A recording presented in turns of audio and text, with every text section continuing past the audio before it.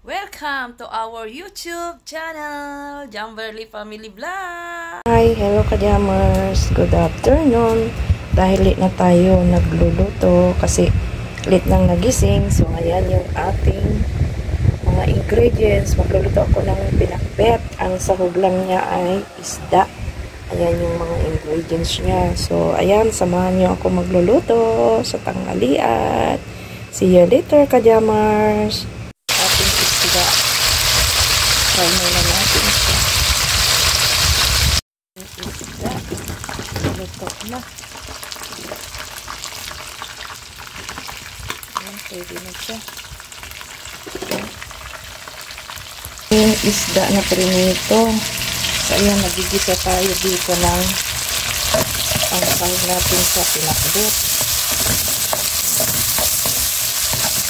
Ito natin ng kunting magic sarap.